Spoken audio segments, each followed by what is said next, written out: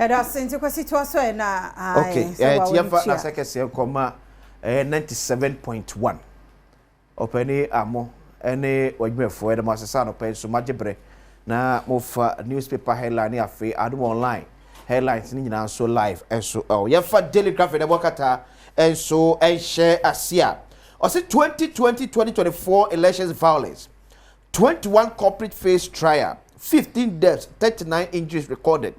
Tiasi 2020-2024 abato de kotu ye no ya chi nipa 21 akogina asem bi a ye di omasem abato no ni bara nipa dunum na fa abato no hwere omonkwa afro be se aduasa nkron 39 enso de fa bu prepra emu edi ye pa 12.16 billion Ghana cedis MDA payment claims rejected.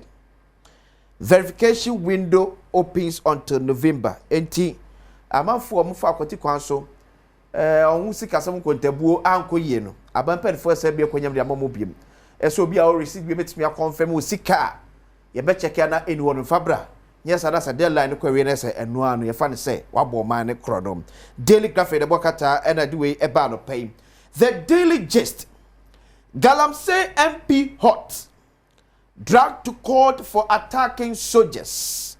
Eti wo de mrashe dwani ma de hia ewo asutifi not efoni aba ena se yakase na so ye hye papa pe na kwa gina se bibia ese onam Galamsey so am ye tram asojafo a ebo ba se bia nipa bonefo enye Galamsey wo ye mai emum. OSP charges useless says ex-NPA boss. Eti Dr. Mustafa Hamid foni wa na fe lawyer kisi ajaben so foni wa o se Kwadebo ya kisi ajabe no office adebo no emfa so bie ni so eye rodo brother sam no kra ba kokra eni sa kwadebo na ye de ebo no emu. Mahama drives Ghana in anti-democratic path. British Telegraph yesi Yekobi ye wo you cabinet na kasa se bia mampare mama de Ghana ekono asa kaman kam na wo yi e de free ye mai emu sa ere akọ. GJ pushes for justice for Ahmed Swale. Samro ka se GJ ni se makopiem ECOWAS court ese Ahmed Swale won se sem a che dodu o Ghana eto mo na hwemu no entimi enwie peyo want to be spoiled they chase him for AG cases adjourned eti general manager de ma akonta mine sem no ka say wakodi attorney general afa eso be dey answer the etia chairman want me the daily gist the bokata and we ba na adopin daily guide the bokata enso enye NPA extortion case. OSP freezes over 100 million Ghana cedis asset. See aka say MPS kedi basa say course wonum no. Amanfo ebom so baja pade enko a akodi OSP sem no. Eso be 100 million Ghana cedis. Parliament media must deepen collaboration. Speaker enso de ka say o say marshal jafo ne sentwefo so mnya kasubum ka say pa. Na Ghana fo etimi atodwuma no mo ye no enso asem. Akufo-Addo EU delegation discussed development. President Akufo-Addo, former president, and a year approaching Kabom company for any commodity for Quebec, me first one puntuo, and a canco about ya say Abrabo Emum. 2020-24 election violence, police military linked to 7 deaths. If you see a war year by year 2020-2024 about Trumno, a police for the soldier for any who AB. Daily Guide about Qatar and so Adom. The Ghanaian Times. Government to compensate victims. Interior Minister and I can say, or see one and nam 2020-2024 about to ewu ye and one mu e prano. A buy a betray nyanam at the abo by Senebeya or Sabioni and yet want to tom. Rice farmers renew call for adequate investment to local production. When a jam also they can say, I buy more Senebeya or this Cabe road, you may do edimo. Now what more our Giano and Cosso and said the Biasa or Yemaimu. The Ghanaian Times the Bokata and man for the Chronicle Community and to us of him. Madness in the name of revenge. A resident attack police station, beat suspect unconscious, set car ablaze. Hey, Ghana Mebuno. For the Kodo the Money view. Galamsey violence. A certificate not MP granted 150,000 bail. A certificate of MP, the new assembly beer. Court a money pay 150,000 Ghana cedis. The Chronicle the Bokata anyway ebavia. Adomonline.com so the OSP seizes over 100 million cedis in assets in ongoing NPA investigation. And on badomonline.com asansam no ewo ho na fe Deputy Education Minister hit with sad news. Say ne papa so efri badomonline.com asansam no ewo ho. So na GRA boss senior officials ordered to appear before OSP and also ehwasam no yade abramu dada se nipa num ena efri mu ena dodo nso epra west Kuma Junction enkwanhia bi a esi ye ewo sojaman mensimu eye epoye montamu nti nyina no ewadomonline.com akwasi ase ye kasa nipa nti o eno ana menam na me bisa me ho se de bia ne ye kan accident ye nto yebo I think say drivers no ana wo so omutie ya na omuni ho ena ye family members no so ye nka nkyere wo mo Mr. Osa uhuni pebi o shenkania nyamrema no ye ni nkomo I think say ye ne say beboa because I don't know kwahia na doso tasada wo beka no kwasi say beka kire open sa da bia beka asem bi no sa da no efi wo kono na etoato so everybody see passengers to the bia nso ye ka ho bi na o twe wi e be ko oyibi na trotro driver bi o yusu ovan blue one na car no say o rewrem mu ani speed pa na hwe oyibi kwan se na tie afeni ye na o rewrem say na okoto am odu ba bi aso odu ba bi okwam ko na akoto na say o car na passenger ni no no tie akire no ehuja Tefia to da bia ye passenger so ka ho bi meni because bia ye pentem ti na driver na ne wo ye no emiti yem tem na ye penenti ene e fo asa ba da bia meka o pentem akoba bia usimu ntem no o pentem akoba bia usimu ntem o pentem akoba bia yem fro trotro o pentem akoba bia fa taxi ene obi a dropping chatting ana online service car bi no achata ne na otim na woko na no kra se no scroll beko speed se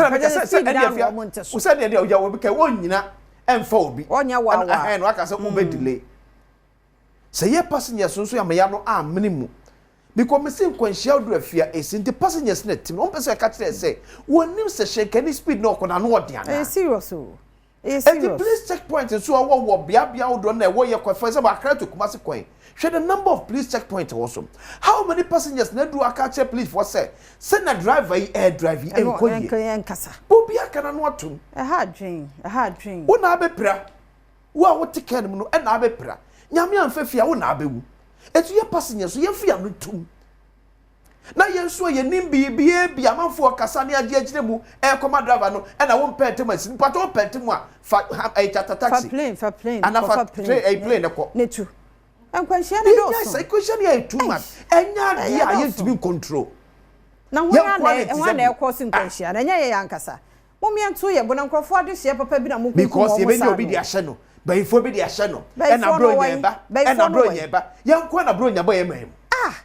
Today. Hwe se ye nipa oba besia pa the way.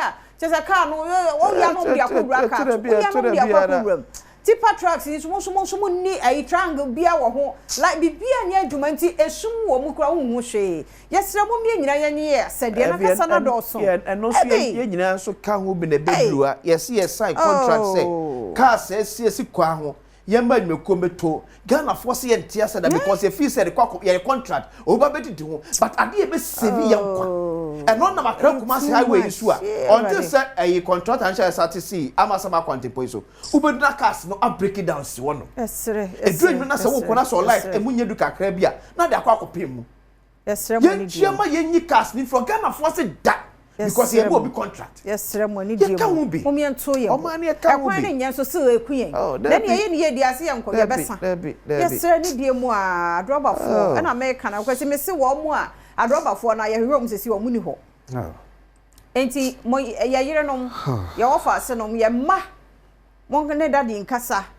mo ne ye wofa nkasa ne ye nya se ye bo wa no ne ye dia ma small boys agisi ha na mehia wo ha enipa life yesre mo ni die mu yesre mu bebre adrobafo papa bi emu private ene commercial ye nyina mo mi to ye nam kwan paso na de driver's license wo mai mu ampo wo ye bo so sa obi tifie ni aye license ma no sebi tifie license nyina ma sebi ni freni esre mo ati esre mo ni die mu esre mo pa ye mi phone lines no 0302 211 701 702 703 704 0302 211 701 702 704. No. My sanfa ba ku yinka ho yesre ni dem. Wada no. Ye nyina ye hunu se cold bi ene cough bi namu. Why no ho se covid bi sa no. Yesre yen samra back. Yen sa hohoro no. Yen hyemu kena. Yen wash yen sa ni ye yesre pa. Ye me vitamin C ni so no so. Yes. Nim tree no. Yen pru ya ho na afie obi anya cold bi ni ade a. Yeah. Me so pru ho because e wo ho pa. Efa ni agro. Yesre ni dem. Mumye nyina yen hye no so. Ba bia bedru bia ensure ho yen wash yen sa. Schools ahodo mo no very ka bucket mo san famra. Ni yen wash yen sa quality too. Enkra no yesre pa na anu odin. Sa cold na America no ebi nyawo a wo experience bi abaka se madamu tuatua ya so. Na muni mo ya dry. Aye dry. Na aseke kawo bi sa. As when you sore throat. What wo hunu na si. Yesre mo ni diemo. Mumye mo ye ho. We ye hia kura so obi beba e ba ba ye fellow Ghanaians de a kire ye. Yate. Ghana Health Service aka. Yesre mo. Radio ni TV yenso ye ka. Yesre mo ni diemo. Mumye nyina ye mo ye ho. Mumye mo ye ho. Why? Madaro ma kisimi aba. Beme na no pay ye mo achen. Yeah, sisters no pay maso Madaro ma. Yadasi entio. Sisters ya no pay me headline me fafu mankata mobile quotation na no pa no omo fa kwasikin kan ye no. Na me cancer quotation ni dia maye MP ona bobrata Samuel Adrenfo. Proverbs 26:4 no say emua kwasea. Eni na jimi sem so no aye na ni se nyansa. Waye na ni se waye nyansa no. Na e kire se yewura adwuma wo bo.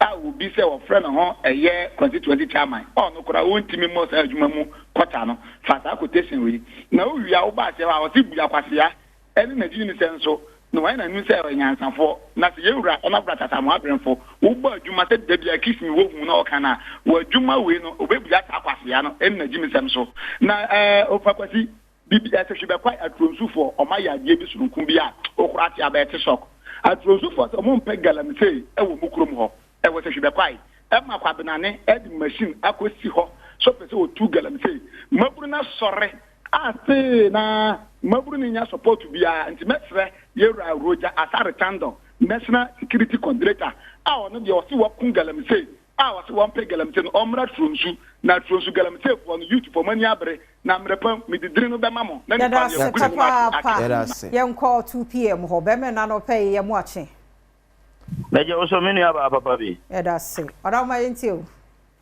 Na mbacho ni akwese mo ho ye de. Nyame admo ho ye pa 2 p.m. Na de mama nchia me papa kie me meyo. Ezuba. Na chief of staff be obia no. Honorable Julius Zebra 2 p.m. Michia no Dr. Mike Amufa Dankwa.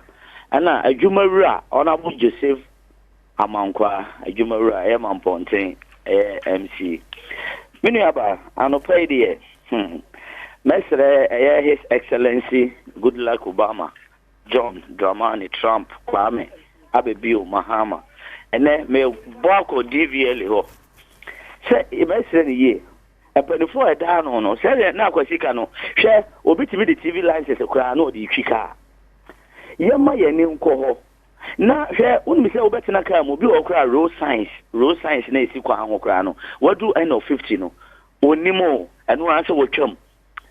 DVL hono ye besre se nipa ne ba beje license na if the person he can read and write no nipa no ontime ntwere ono so ontime nkenkan eso menua no kuta license ye besre ye ajira me sre president Mahama so mo na ninko na kwa jide ye da se yem for front so chief also chief anope ye mo ache good morning sir nye kenye hotel no yo mi ma machine ko no malibi ni ma tubulo fen de ku no yo mi di nye ba tu na ke wonti ya minister muniko wo politics ke prisons ke ikokomeni yo Ghana ne it you ko ba shibira very important no ko be ni yo mi di ewe mu ni tapate ina active we many with the elections up to 2024 2020 no me na frame me wala ife asana taw me ni ke ma ja me na me sleep on me black ma yi only me ko ke kwam no kia ne sam ko ya elections na to gbedja no to you say wait you want not to punish me so no we gi about compensate me which is right that can compensate me in many things come ya fully strong that the be me your various communities various districts many things up in the community that's a I'm actually be am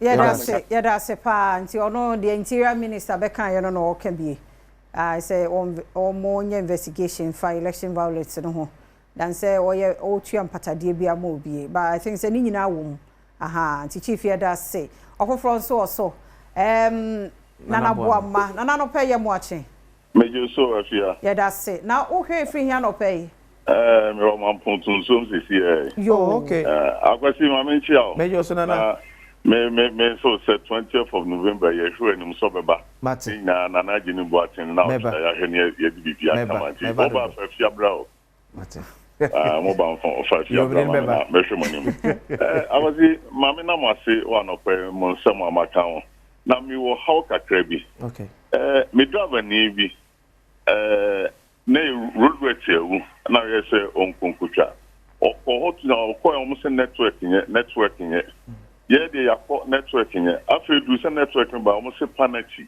awie they say mra o de aba na kwesi menchi ase ama ise de na esi echi ana ese bi to so na ye me phone so ana ase di be mfo phone so di bisasa na mo se tam no so ye mra mitwa ya ba network nye tam no epa hona mutumi ye dia mo se panachi o mo ase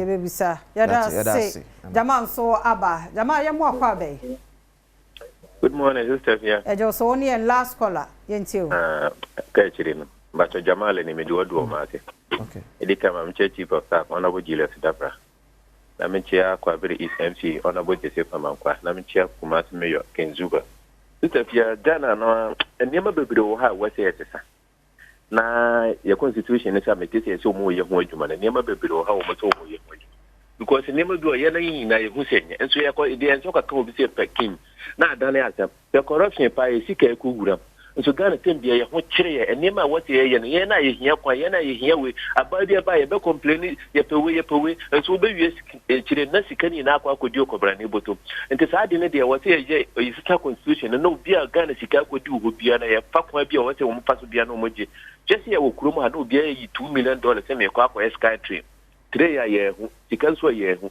eno so ye se ntumi nka so ye korofo just say court be kaso we korofo ansa ana wo tikan wadi ansa before ansa ye tuma jama na yi nti sa de we die awo se tamara no na sika bia be kwa akodi obi nsem bia no kwa bia be fa so bia na sika na beti no se nipa na ye ji kan free no se be ya de be so mama yesa obi aba aso be pen ho ana te bi o man ho na e kire ni sa de we die mestre o man pe ni se sa irritating one my constitution and for corruption one san ho ye pa na se be ya kare bitumi dia nya dia say ya da ya college ni nyina se wana nka wo so pese ofra wantumi ana mrani nti wanya ho no chena se nkwa ho den wo ha da wa na wa kan ye ho ya da mo asepa na kwesi I think said de yi na bo amaka ye no se sa na tie de wo se ye find out se me wi am free new ko ebisa wo se ebusam no ye hwese bia hwehwe fofo bi aba because seriously me aminim aha but especially when wakọ yes system no down na so ba betwia na se aha na se yes penalty we dey education we no se bibi se koso dey amodaro mamo me ente se be obi abeda no ho so nti no sa na mra no we no na wo ka dey onim se ba se dey na na ke se sa pa na te dey before we dey modaro ma dey do so no yentie ye health tips no na wo twi mu ye kasafa neuropathy ho tie ni ye pa na ye nyina ye nipa ye wa apo nom ne ade yentie ni ye ebe boy kwesi wadaro ma bibia ni ho bi ma ye hwembra